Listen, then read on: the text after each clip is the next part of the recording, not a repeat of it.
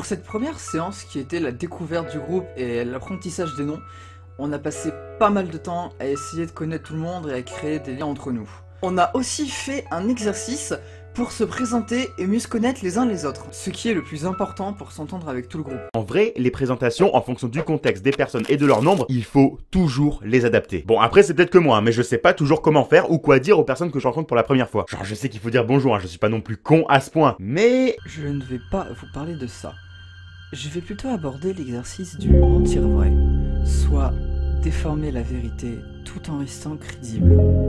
Créer un univers parallèle où votre mensonge est vrai. Mais pour que les gens croient à votre mensonge, il faut que vous y croyez vous-même. Si vous-même vous croyez à votre mensonge, les gens seront plus enclins à eux-mêmes croire à ce mensonge. Et dans ces cas-là, ce mensonge deviendra vrai, car vous y croyez. Et pour moi, c'est ça, le mentir vrai.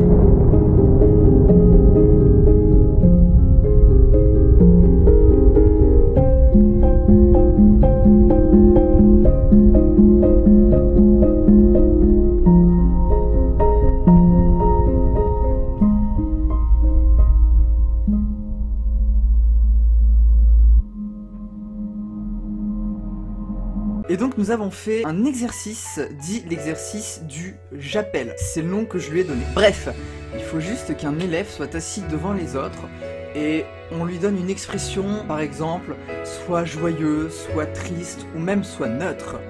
Et ensuite, les autres lui posent des questions. Et pour répondre, celui-ci doit mentir sans que cela se voie.